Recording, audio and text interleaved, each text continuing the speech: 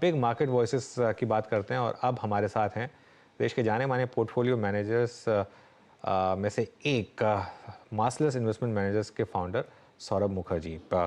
Saurabh ji good morning. और पहले तो क्योंकि इस साल आपसे पहली बार बात हो रही है ऑन एयर, आपको नववर्ष की बहुत बहुत शुभकामनाएं। बताइए इस साल आपके हिसाब से क्या ब्रॉड थीम्स रह सकती हैं और आप कहां पर फोकस करने वाले हैं? देखिए, साल की शुरुआत तो अच्छी रही है। हमारी उम्मीद थी कि हमारे पोर्टफोलियो कंपनीज जो आईटी सर्विसेज में हैं वो अच्छा प्रदर्शन दिखलाएंगे। जैसे मैं काफी सालों से बोलता आ रहा हूँ, मेरे को समझ नहीं आती लोग टीसीएस पे मंदी क्यों करते हैं या आईटी सेक्टर पे इंडिया के मंदी क्यों करते हैं। पूरे दुनिया के बड़े बड़े कंपनीज को क्लाउड की तरफ जाना है, एआई की तरफ जाना है, और वो सारा काम हिंदुस्तानी कंपनीज को ही मिलेगा। टीसीएस हमारे पोर्टफोलियो का अहम हिस्सा रहेगा।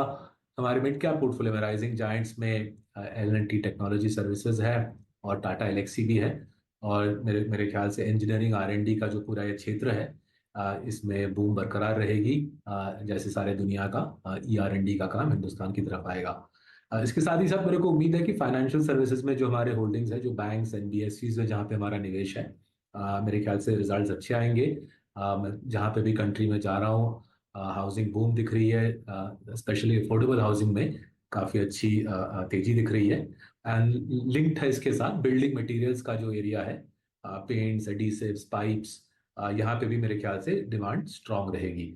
ये तीन सेक्टर्स हैं। आईटी का काफ़ी हद तक समझ आ गया है, but lenders and building materials मेरे ख्याल से इनका जलवा जलवा हमको अर्निंग सीजन में इस बार आराम दिखेगा।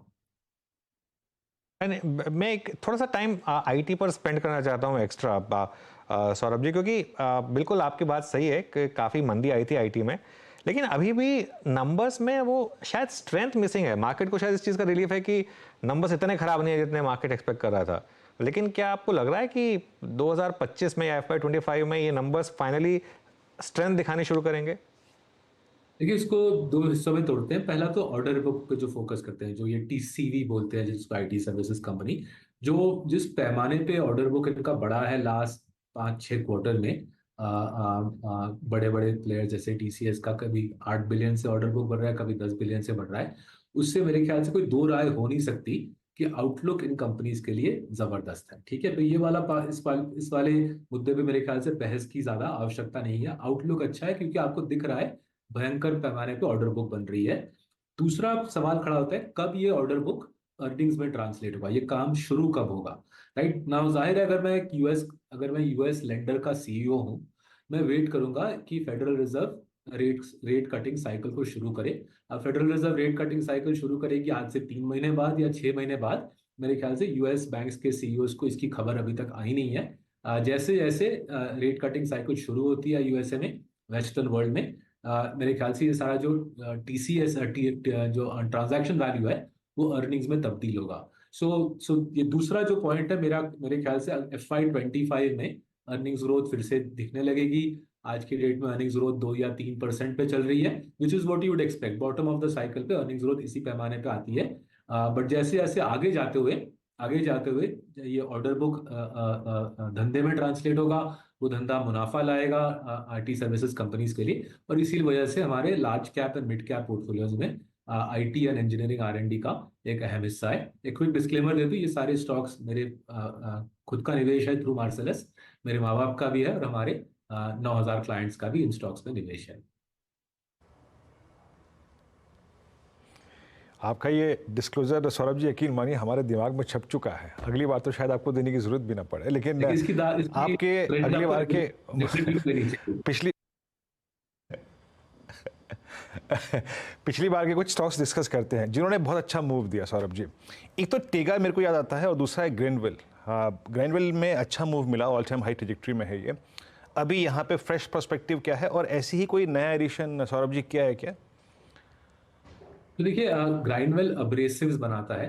ये अब्रेसिव्स की जो के प्रोडक्ट्स हैं, ये इस्तेमाल होते हैं फैक्ट्रीज में। जैसे मानिए मारुति के गाड़ी के फैक्ट्री में लोहा काटने के लिए, लोहा को गाड़ी के शेप में बनाने के लिए अब्रेसिव्स का इस्तेमाल होगा। सिमिलरली प्राइवेट सेक्टर कैपेक्स जहां पे भी हो रही है, राइट, जेन सेट्स बन रहे हैं, इंडस्ट्रियल इक्विपमेंट बन रही है, ग्राइंडवेल वर्ल्ड का लीडर है अब्रेसिव्स में। इंडिया में भी मार्केट लीडिंग पोजीशन है। और इस प्रकार की चीज एक कैपेक्स साइकिल्स के साथ, प्राइवेट सेक्टर कैपेक्स के साथ इसका एक अहम हिस्सा बन जाता है। एंड इसलिए ग्राइंडवेल पे हमने 2 साल पहले पोजीशन बनाया, और मेरे मेरे ख्याल से आउटलुक इस कंपनी के लिए अगले 2-3 साल में अच्छा है। बैरियर्स टू एंट्री काफी हाई है, बिकॉज अगर आप मारुति की फैक्ट्री चला रहे हो, जाहिर है आप लो क्वालिटी अब्रेसिव्स नहीं इस्तेमाल करोगे, कि पूरी पूरी प्लांट रुक जाएगी अगर अब्रेसिव्स लो क्वालिटी की बन जाए। टेगा का रोल थोड़ा दूसरा है। टेगा लिंक्ड है गोल्ड माइनिंग साइकिल के साथ। सो टेगा का जो मशीन है, टेगा दुनिया में नंबर 4 प्लेयर है, एशिया का लार्जेस्ट है, बट वर्ल्ड नंबर 4 है। जब गोल्ड का ओर जमीन से खोदा जाता है, उसको छोटे छोटे टुकड़ों करने के लिए टेगा के मशीन्स का इस्तेमाल किया जाता है। चिले में, साउथ अफ्रीका में, ऑस्ट्रेलिया में टेगा की मशीन्स की काफी मांग है। उनके पास कुछ इंटेलेक्चुअल प्रॉपर्टी है, कुछ ट्रेडमार्क्स हैं जो दूसरे दुनिया के कंपनीज के पास नहीं है। तो global mining cycle, specially gold mining cycle के साथ टेगा का एक रिश्ता बना रहेगा। हमारे ख्याल से ये global mining cycle, specially gold mining cycle, एक अच्छी जगह पे है। टेगा की जो नीश पोजीशन है स्ट्रांग है, इसलिए इन दोनों में बरकरार है। इस प्रकार के हम और कुछ पोजीशंस भी बना रहे हैं प्राइवेट सेक्टर इंडस्ट्रियल प्ले में। Remember, private sector industrial play public sector capex play से बिल्कुल अलग है। यहाँ पे हम ईपीसी कंपनीज या रोड कंस्ट्रक्शन या ब्रिज कंस्ट्रक्शन कंपनीज की खोज नहीं कर रहे।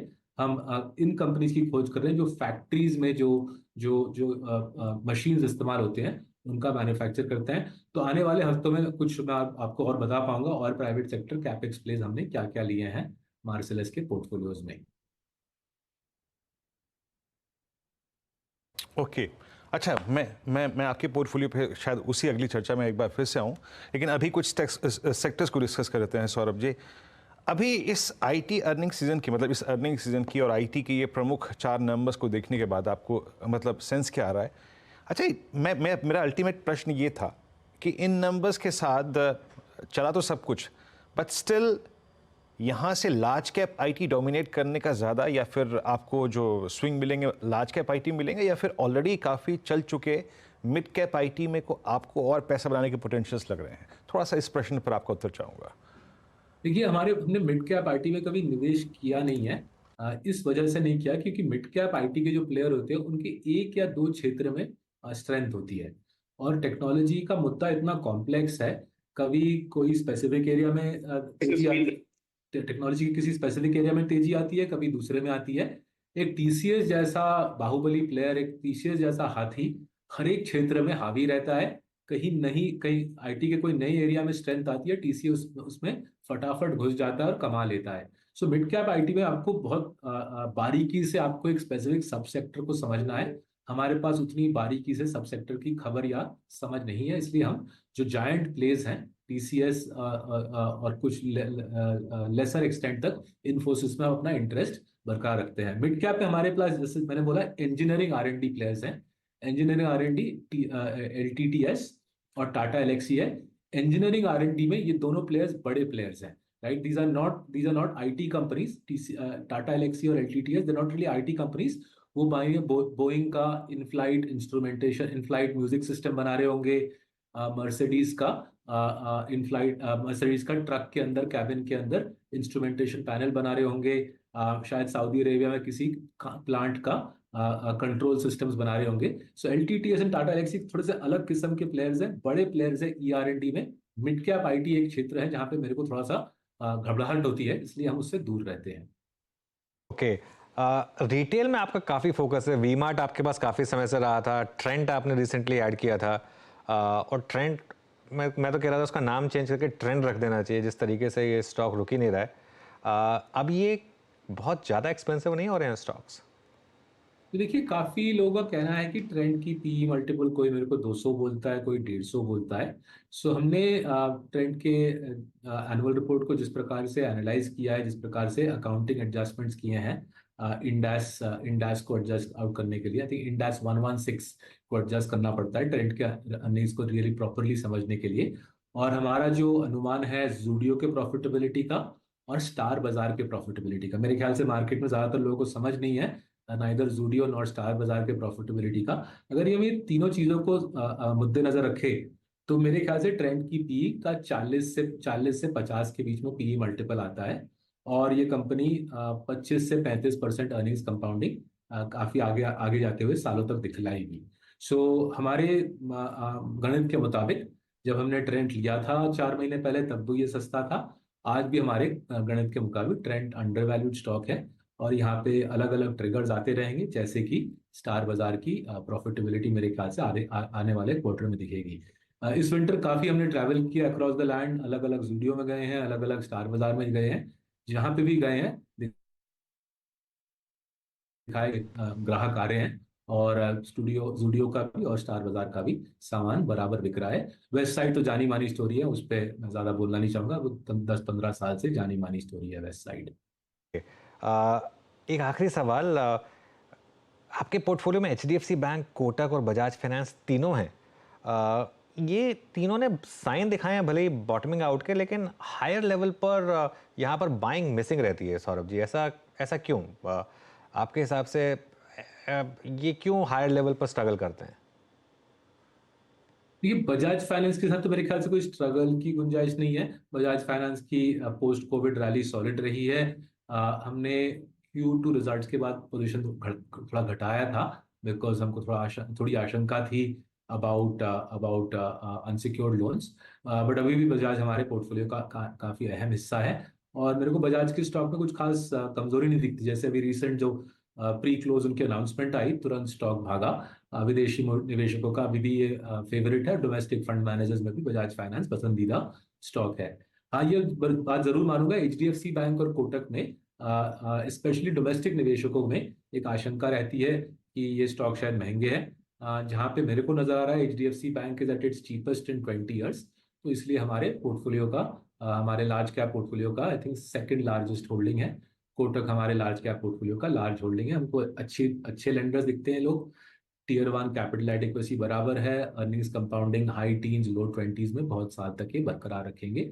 इस प्रकार के लेंडर दुनिया में, नॉट ओनली इंडिया में, दुनिया में गिने चुने हैं। तो जब मौका मिलता है अच्छी तरह पोजीशन बना के वेट करना चाहिए। ऑलराइट, चलिए सौरभ जी, बहुत बहुत शुक्रिया आज हमारे साथ जुड़ने के लिए और हमसे बात करने के लिए। ऑल द बेस्ट आपको।